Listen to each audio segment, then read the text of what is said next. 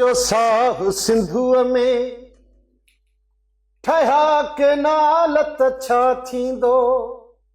असांजो साहु सिंधुअ में ठहिया केनाल त छा थींदो।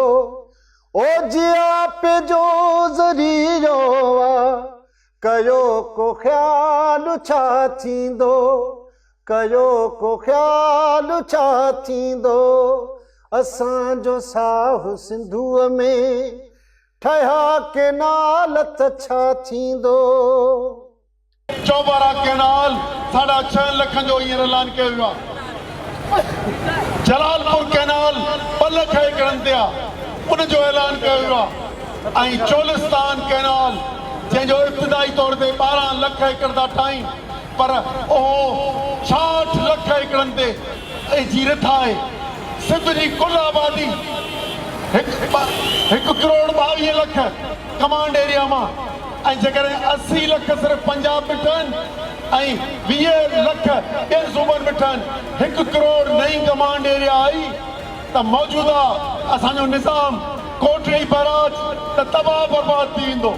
असांजो बदीन, ठट्टो, सिजावल, जामशोरो ऐं कराची शहर जेको 2 करोड़ खां मथे उते आबादी रहे थी, उनजे पाणी पीअण जो जेको कैनाल आहे उहो हिते कोटड़ी बराज मां थो वञे त करोड़े माण्हू पाकिस्तान की 10% आबादी सिर्फ कोटड़ी बराज के इलाके में रहती है। जो 2.5 करोड़ है उसके पीने का पानी का भी आप बंद कर रहे हो।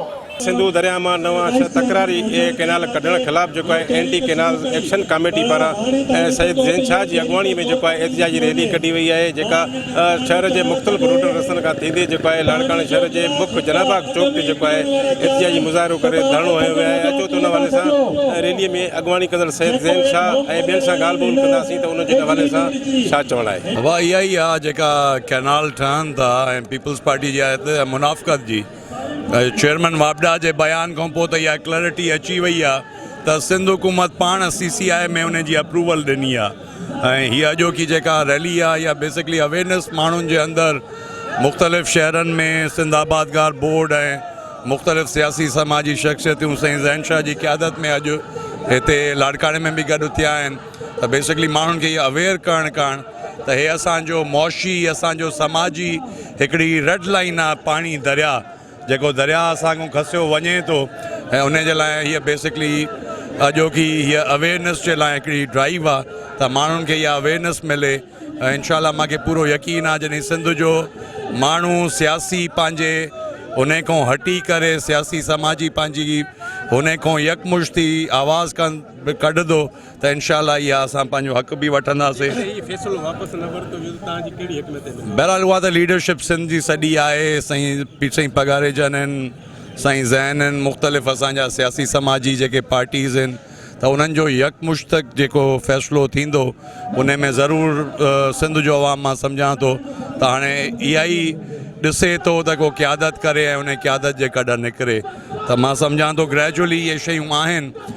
अप्रैल में बि को हिकिड़ो जलसो प्लान थिए थो ऐं मीटिंग्स इहे प्रोसेस में आहिनि जिते मुश्तरका को फ़ैसिलो जेके बि पार्टियूं आहिनि इन सॼे में गॾु सेव इंडस रिवर मूवमेंट में त उहा जेको बि फ़ैसिलो कंदियूं इनशाला सिंध जो अमन सां गॾु हूंदो। आबादगारनि जी एंटी कैनाल एक्शन कमेटी जे सॾ ते हीअ रैली निकिती आहे। असीं सभु उन जा हिसो आहियूं। सिंधु दरिया जो सौदो कयो आहे हुकूमत जे ख़ातिर Pakistan people's party. Green Pakistan initiative में ऑर्डर कयो आहे अप्रूवल जो, असां उहो था चऊं वापसि वठे। सभ खां पहिरियां त असां मज़म्मत था कयूं त हीअ जेके 6 कैनाल असांजे माना सिंधु असांजो साहु आहे जेको असांजे पंहिंजे साह रग खां बि वधीक आहे, उन ते हीअ जेका हुकूमत आहे जेके कंपनी हुकूमत आहे उहा हिते इहे कढे थी पई। असां उन मज़म्मत था कयूं ऐं उन्हनि खे इहो ई था चऊं त फिलफोर उनखे ख़तमु कयो वञे, छो जो इहे प्रेसिडेंट जे सिग्नेचर खां सवाइ त अलाउड ई न आहे। इन करे अदा जीअं त हीअ जेके 6 कैनाल आहिनि असां सम्झूं था त असांजे रेड लाइन आहे। माना कैनाल जेकॾहिं ठहनि था त उहे कालाबाग डैम खां वधीक ख़तरनाक आहिनि ऐं उन हवाले सां असां सिंध यूनाइटेड पार्टी सिंध जे मुख़्तलिफ़ जमायतुनि सां गॾियल तौर ते GDA समेत हीअ एहतजाजनि जी तहरीक हले थी ऐं पार्टी क़यादत फ़ैसिलो कयो आहे 27 अप्रैल ते कराची में असांजो तमामु वॾो एहतजाजी जलसो आहे। उन खां पोइ पार्टी पंहिंजो पॉलिसी ॾींदी ऐं उन तहत असां सम्झूं था त हाणे जेकॾहिं हीउ रुॻो असांजो मसइलो न आहे, हीउ सॼी सिंध जो मसइलो आहे। जेकॾहिं सिंधी माण्हू हीअ वॾेरा जेके पीपल्स पार्टी आहे सम्झनि था, उन्हनि जो गुज़र सफ़र बि इन्हनि ज़मीनुनि ते आहे। जेकॾहिं इन्हनि कैनालनि खे न रोकियो वियो ऐं इन्हनि खे न रोकियुनि त हीउ सिंध जो जेको आहे त सम्झो शहरगा आहे ऐं जियापो आहे। असांजी मदन असांजो जेकॾहिं ज़रायत ख़तमु थिए थी त असां सम्झूं था त असां माना मरी वेंदासीं। उन जे करे सिंधी माण्हुनि खे हाणे सुजाॻ थियणु घुरिजे ऐं हिकमत अमली पार्टी क़यादत आहे, GDA जी क़यादत आहे, SUP जी क़यादत आहे, जेके आहे उहा पंहिंजी पॉलिसी बयानु कंदी। 27 अप्रैल ते असांजो वॾे में वॾो इज्तिमा आहे कराची में, उन जे वटि वठण जे लाइ हीअ सॼी तयारी आहे। हिन वक़्तु ई पाणीअ जी खोट आहे। पहिरियां जेको पाणी असां वटि मई महीने में हूंदो, हाणे जेको आहे सो घटिजी जेको आहे सो अॻिते वधी वियो, जुलाई में थो अचे। हिन वक़्तु ई असांजे सिंध में पाणी खोट आहे। जॾहिं त हीअ 6 कैनाल थींदा त जेको आहे सॼी सिंध सुकी वेंदी। उन में रुॻो नुक़सानु आबादगार जो न आहे या जेको आहे सो हारीअ जो न आहे, ज़मींदार जो न आहे, पर हे पूरी सिंध जी मैशत जो मसइलो आहे। कारोबारियुनि वापारियुनि ऐं असांजी जेको आहे पूरी सिंध जी मैशत जेको आहे सो ख़तमु थी वेंदी। असां कंडेम था कयूं ऐं पुरज़ोर अपील था कयूं जेको आहे हुकूमत पाकिस्तान खे त हिन खे फौरी तौर ख़तमु करे सिंध सुकाइण जो मनसूबो जेको आहे सो बंदि कयो वञे। महिरबानी। अॼु उन्हनि 6 कैनालनि जे ख़िलाफ़ सॼी सिंध सरापा एहतजाज बणियल आहे। सिंधी माण्हू कॾहिं बि पंहिंजे उन दरिया भाषा ते धाड़ो हणणु कंहिंखे बि न ॾींदो ऐं असां जिदोजहद जे मैदान में आहियूं ऐं हर सिंधीअ खे जेको आहे सो पंहिंजो मैदान मल्हाइणु घुरिजे। दरिया जेको आहे सो दरिया जो पाणी असांजो जियापो आहे। जेकॾहिं दरियाउ आहे त सिंध आहे, जेकॾहिं दरियाउ न आहे त असां सिंधी बि पंहिंजो वजूद बरक़रार न रखी सघंदासीं। उन जे करे सॼी सिंधी क़ौम खे अपील था कयूं त अचो हिननि जेके बि रोडनि ऐं रस्तनि ते जिदोजहद कनि था उन्हनि जो साथ ॾियो ऐं असां जूं ईंदड़ हिकमत अमलियूं हिन खां वधीक वज़नाइतियूं हूंदियूं ऐं इंशाअल्लाह जिदोजहद जे मैदान में पाण मल्हाईंदासीं। साईं इन ते सिंध यूनाइटेड पार्टी रहबर सिंध साईं जेम्स जे पोटे साईं ज़ैन शाह जी क़यादत में सिंध जे हर रस्ते, हर वाहन, बस्ती हर ॻोठ ते पहुती आहे ऐं माण्हुनि खे सुजाॻ कयो आहे, आवाज़ ॾिनो आहे ऐं सिंध जो आवाज़, सिंध जी गजगोड़ ॾिनी आहे। उन में GDA जी जेका क़यादत आहे, ख़ासि तौर ते मुज़म ख़ान अब्बासी जो तमामु वॾो रोल आहे, जंहिंखे माण्हू विसाईंदो न तारीख़ में।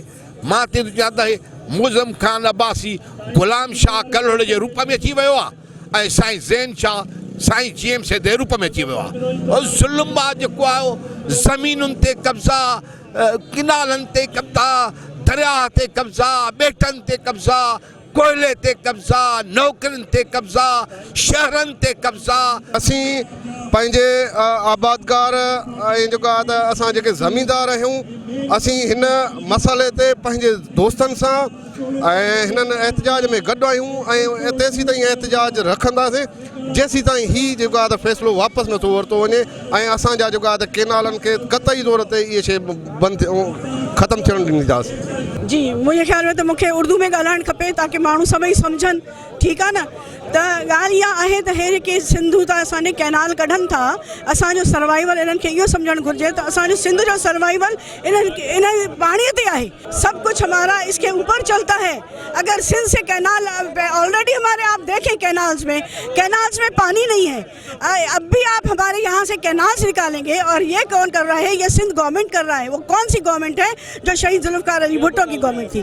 हमारा मुतालबा है कि हम यहाँ से कैनाल निकालने नहीं देंगे, हम अपनी जान खाने दे देंगे, लेकिन हम यहाँ का पानी का एक बूंद भी नहीं देंगे। जी नाज़रीन, अवी रैलीअ में अॻुवाण जूं ॻाल्हियूं ॿुधियूं। उन्हनि जो इहो चवणु आहे त सिंधु दरिया जेको आहे सिंध जो तारीख़ी विरसो आहे। सिंधु दरिया मथां जेको आहे कंहिं बि सूरत में कैनाल क़बूल न आहिनि। हिननि वफ़ाक़ी सरकार खे चिताव ॾींदे चयो त फौरी तौर ते जेको आहे तकरारी कैनालनि वारो फ़ैसिलो वापसि वरितो वञे, न त हीउ जेको आहे हीअ ॿी सूरत में एहतिजाजी तहरीक आहे उनखे वसी कयो वेंदो। कैमरामैन नवीद सुमर सां गॾु नादिर अबड़ो, टाइम न्यूज़, लाड़काणो।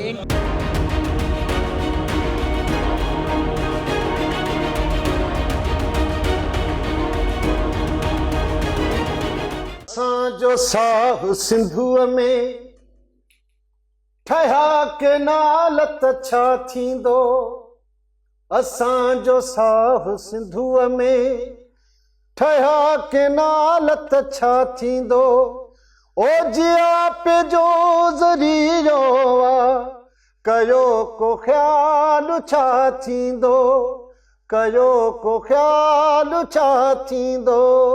असांजो साह सिंधुअ में ठहिया केनाल त छा थींदो।